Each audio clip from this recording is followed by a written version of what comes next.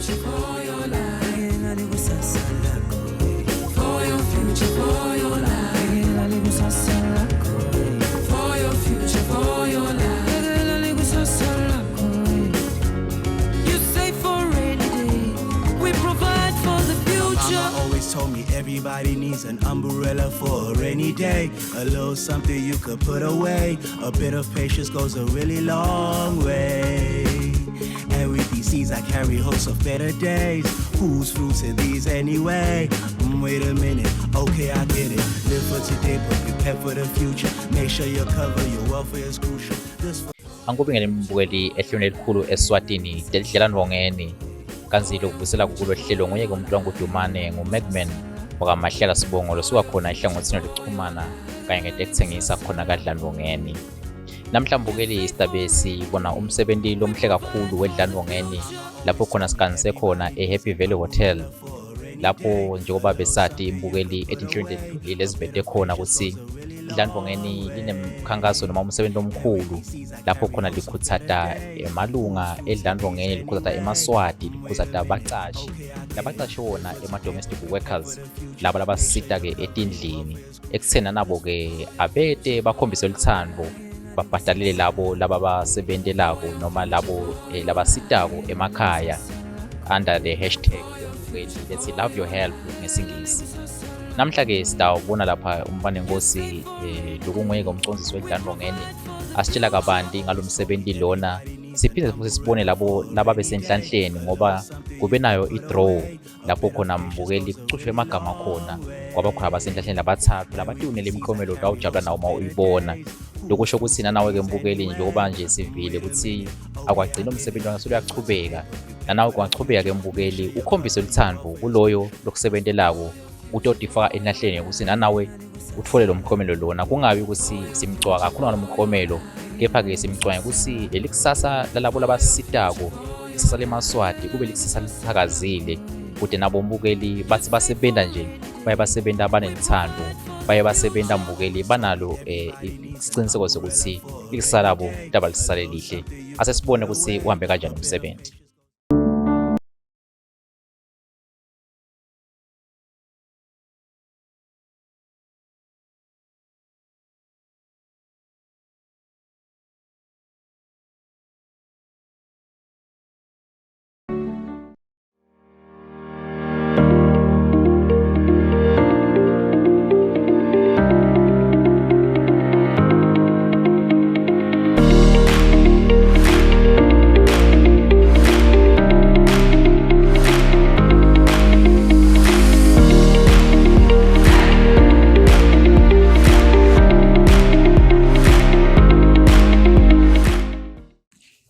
Kuyinfokoto lenkulu ukuthi lelanga ligcine lifikile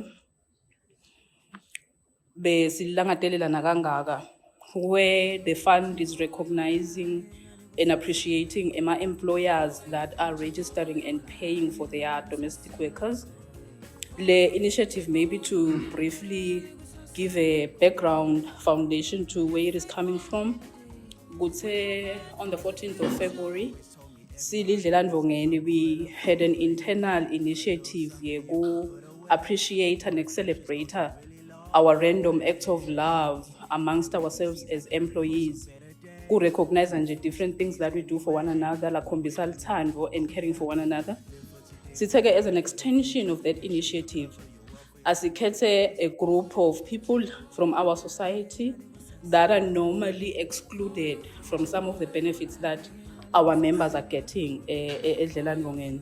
Kulapho ke la kuvele khona lo mbono wekuthi let us encourage our parents, adults out there to register their helpers with the fund voluntarily.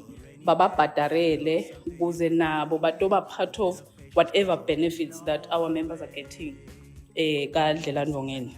Siyabonga ke ukuthi after launching the initiative on the 14th of February, bantu ba respondile ingako silapha namuhla.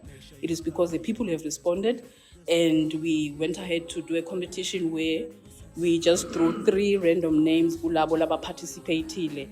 That is why we are here today to present ema prizes abo labo. So basically the Love Your Help campaign, that is how we have themed it.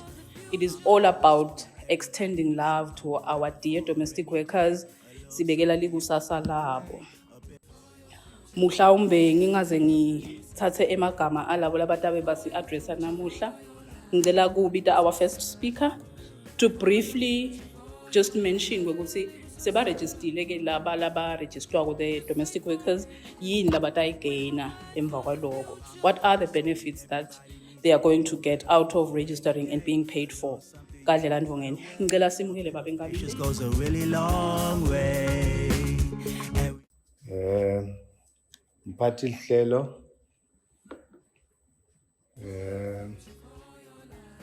CEO Telidlelantfongeni mntwana enkosi Lonkhokhela, executive yakhe, management, staff, imenywa zethu ezibalulekile esingazo namhlanje la, nalabo abangasozi indaba, siyabonga kakhulu ukuthola lethuba. Empeleni njengoba umphathi hlelo sashilo lokuthi sisemkhankasweni la ukuthi wonke umuntu osebenzayo abe ingcenye yeDlelantfongeni ngoba kukhona lapho basilela khona uma ngabe bangakhoni lokuthi babe ingcenye yeDlelantfongeni. Umuntu kazokwenza nje kafushane ukubalula nje ukuthi yini abancisheka kona uma bangasiwo amalunga esikhwama seDlelantfongeni. Ngicela ukuqala ngalokho kuyinhloso yalesikhwama seDlelantfongeni. Okokuqala ukuthi asakhandlekile lo muntu leyo minyaka azoyikhandleka asebenza, akuthi nasekufike isikhathi sokuthi athathe umhlala phansi akwazi ukuthi kube khona azokuthola lebekade abekelwa kona. Lapha ekhaya ke sikubiza ngokuthi i-age benefit. Lokuthi kuthiwe i-age benefit nglokuthi i-determinishwa i-age, not necessarily ukuthi sowuvele uhleli ekhaya. At 50 years of age and above uyaqualify lokuthi ungayithola. Ngamanye amagama nabo ke laba abasebenza emakhaya lelo thuba lelo bangaba nalo lakhanya ukuthi sewuyafika kule minyaka akwazi ukuyithola.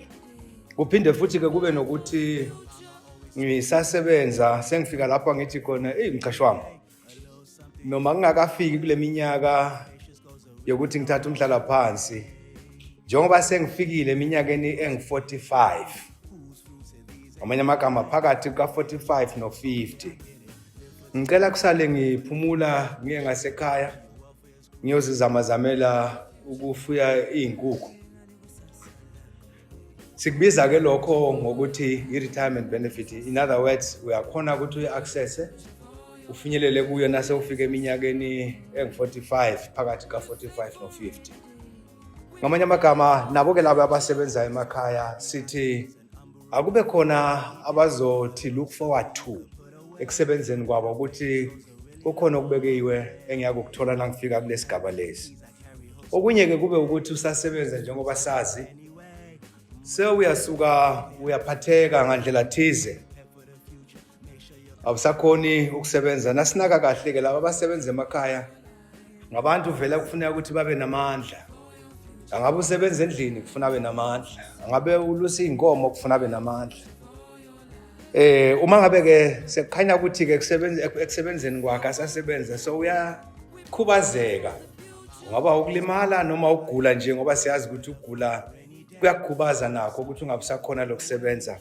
Sithi ke disability benefit uyakhona ke nayo ukuthi uyaccess ngoba namhlanje uma kwenzeka aphatheka lo ongisizayo ekhaya ngibese sengiyabuka ukuthi kodwa ngingambuyisela ngithini ekhaya kubo ngoba nakusophathekile akasakwazi ukusebenza ngimfake emotweni ngimthathe ngifike ngimdilize ekhaya nangabe bakhona bakubo bese ngiyasho ube sisebenza kahle naye manje nje ke bese sekuhlupha na umkhuhlane sese ngimbuyisile ekhaya nisale kahle nina basekuthini sengibuyele emuva kanti kulokho ngizathi mangisho njalo bese sengiyabatshela naye sengimtshilile ukuthi ubohamba ke njengoba sekunjena sekubuhlulula ukugula iyohlola ngale kwaDlelantfongeni kumbe kukhona la ufika ukuthole lembali yakukuthola sithi disability benefit bese ke sekuba ke khanya ukuthi ke sengiyahamba ke mina emhlabeni lezo ingane zami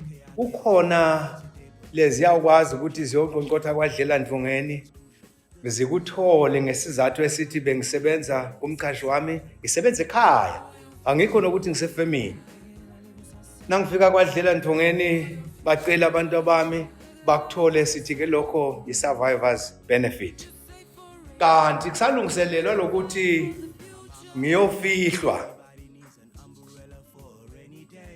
ikhona i-funeral benefit labazokwazi ukuthi bayithole ukhumbuleke sikhuluma ngabantu abasebenza emakhaya ama-domestic workers uma ahambile nje vele sinwaya amakhanda ukuthi engabe uyawufihlwa ngani kulokhu ke lokuthiwa i-funeral benefit ke currently nangabe kube ukugula nje abese soshona ngakho kungakabi ukuthi ushone ngengozi kuba u-5,000 kunomkhankaso ke ukuthi kukhuphuka kungekude kuzozwakala mhlambe kuye ku-7,500 kodwa kwamanje ithi 5,000 so ke soyabona ke ukuthi lesimo nangabe vele sibucayi sebayawukhona ukuthi bathenge lelo bhokisi lele elifanele nelingangami bahambe bayakwazi ukuthi bangifihle ngaphandle kokuthi bayodala igwelede labangazi bayawuzibhadala ngani ngoba vele akunalutho ngingumuntu lo abesebenza ezindlini emakhaya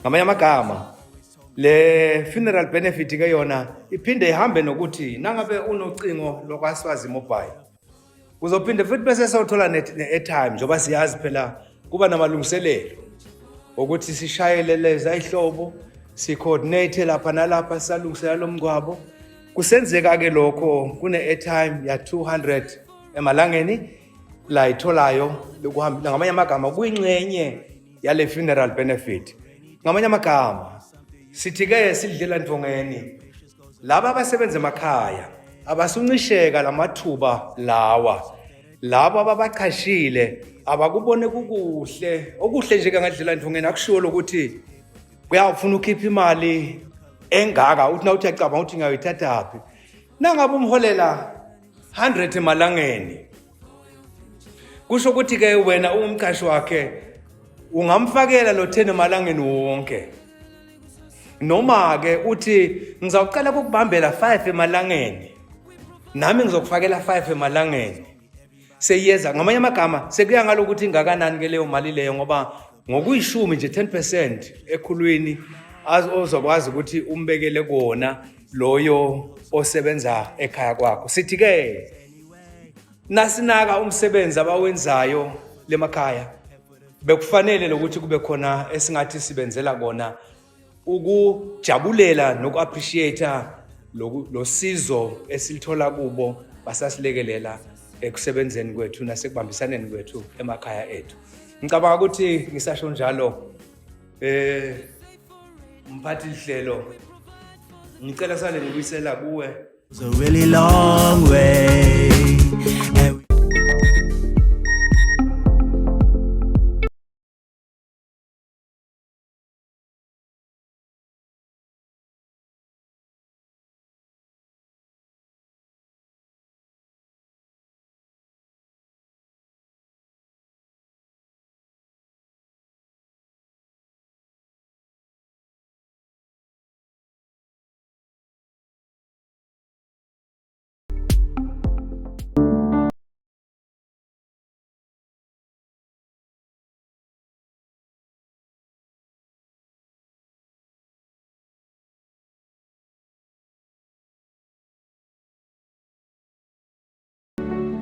hlelo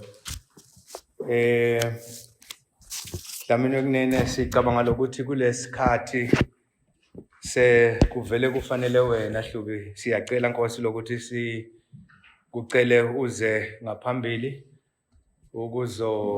sikhulumisa ngayo le ndaba emnandi kangaka. Nkosi.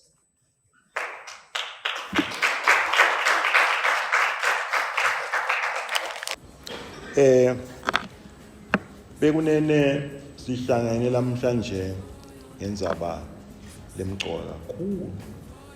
Hayi kangwane kuphela umhlaba wonke jikelele. Njengoba nje nasihambile emhlanganweni kuye kukhalwe ngayo lenzaba le. Kwekuthi inzaba yama domestic workers. Inzaba yama domestic workers. Laba sebenza emakhishini. Laba losathi inkomo. Laba limata ingathi. Laba gadza labagulayo emakhaya. Banengi ungathi likusasa labo alibukeki kahle. Singako ke silapha namhlanje. Nasithi asilibukeki kahle sisho ukuthi njoba sisebenza sonke sibantu. Na umuntu usebenza uyobheka ukuthi umcashi wakho kukhona la takubhekela khona lokuncane akubhekele okuncane kuthi mzukwana ke so uyiqedza kusebenza ukwadi uthola lelo sakana lolithola ukuthi ekhaya. Lapha ke lesihlangene ngabo ama domestic workers laba sebenza emakhishini bavame ukuthi liningi labo bangakutholi lokho. Bahamba nje emakhaya nje kunjalo. Ibe wena ubaqashile unayo pension unayo provident fund. Kungako ke I provident fund njoba sekuchaziwe nje ukuthi kuthi tenga lomhla 14 kwabonakala ukuthi cha asesibuke ukuthi ke phela lelanga lelihle kangaka luthando silibhekisa kuphi. Kwabukakala ke ukuthi ke lo ma domestic workers asesikhuthade bantu sikhuthade sive songa sicale khona la ngikhathi eProvident Fund sicale khona nje ukukhuthada ukuthi asibabhadalele laba sisebenza emakhaya. Ngasho nje mina ukuthi wakamvele sengambhadalela. Nawe mbhadalele ukunene. Lenzaba ke ngidayibeka nje ke njoba ngibhala phansi kepha ngitha ngendlalelo ukuthi sihlangene ngayo. Kukhona ke laba sibe siyaqala ngalo 14 February. Bonakala ukuthi ke sakhipha ephepheni ukuthi sukume abantu emakhaya babhadalela laba esikhuluma ngabo. Laza basebenza eGatseni nalaba sebenza emakhishini. Basukumile eMaswati ke nababone ephepheni lapho sibhale khona lokhu abanye sibhalela ku social media ukuthi siyacela ukuthi manje live lisukume ngobe umthetho kwanyalo usengasiphoqeleli ithina siProvident Fund ukuthi siyilanze le mali kuwe emakhaya. Kungako ke ukuthi manje kuthinze wena ehlitweni lokho ukuthi manje umbhadalele. Lokuthi ke ngabhadalelwa akusiko kangwane kuphela. Worldwide vele kunjalo. Ngobe kulukhulu kuyongena emakhaya abantu uyolanza ngako lo mthetho kwasiyabakhokha la bekunene ngaloko. Kepha ke umhlaba wonke vele uhluphekile ngabo la bekunene ukuthi njengoba bangabhadalelwa nje kutaze kube nini. Ngasho nje ukuthi kule bill letako ye convention vele ke lapho bakho batawubhadalela. Losho ukuthi ke na uqala enyalo lokubhadala utabe ngilo wente kahle impela. Siyakutusa nathi kanje vele nenhlitiyo lenhle isho njalo ithi mane ubone phela ikusasa laloko nini ukuthi litawushona kuphi.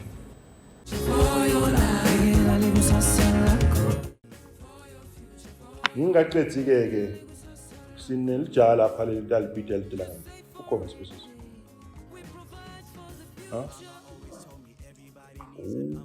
buya mnumzane ngapha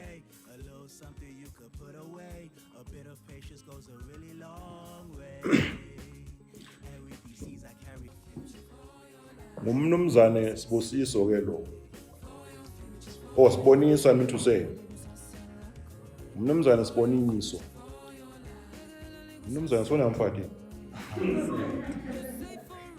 tusete kunetintombi la ngabuka etinye ama-journalist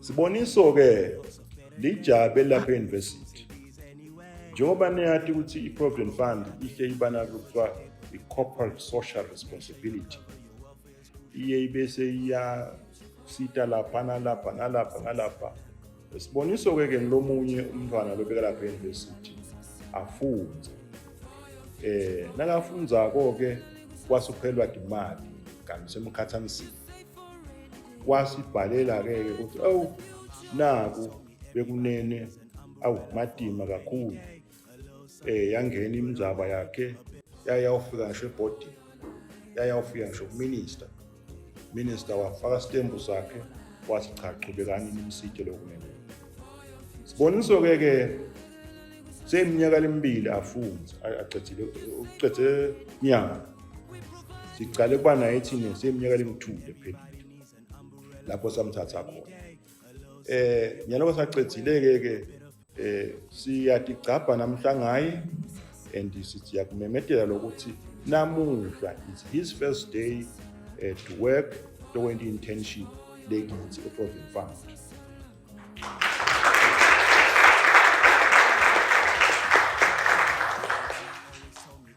Ngalawo magama ke bekunene sifisela Siboniso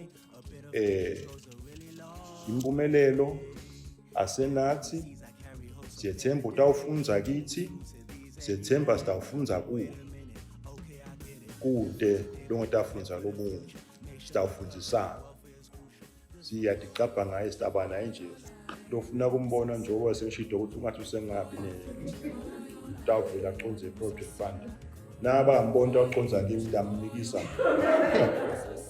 ndamnikisa le office lapha khona cha ngalawo magama kunene sikhwama lesi sema domestic workers sesivulile ngaloko umthethweni ukuthi siyasiphakamisa ukuthi Maswati akasiphakamele nema domestic workers wona qobo lawo siyawanxusa ukuthi awancenge labasebenzayo ukuthi make noma babe bengajabula nami ukuthi ngilima ingadi yakho lapha bengiwasha teacher tami la ngibe ngilusethe inkomo ngibe mani nami ungifakela le jandronge siyacela ukuthi ma domestic workers kungabi ngilaba baqashile kuphela usentshiswa ngoba phela vele le mali nayibhadalwa la uyekuthathwe half ngala thathwe half ngala usho ukuthi nawe usisebenzi uyafaka nalo mqashi wakho uyafaka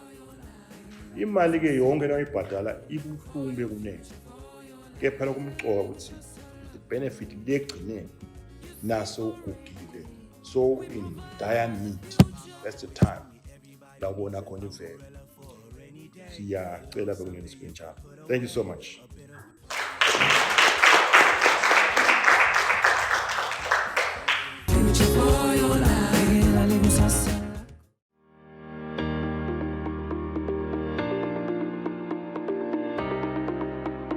Shorty third prize with uyakuselekisiwe ngo-10 Masuku.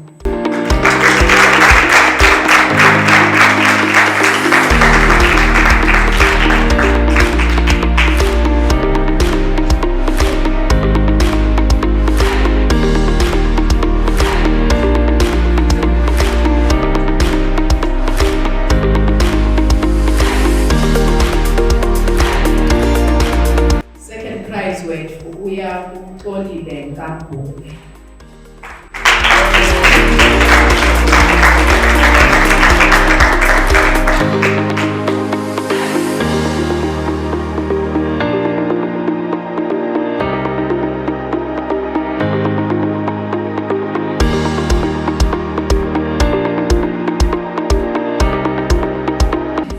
siyohambe nguSanele Mampela.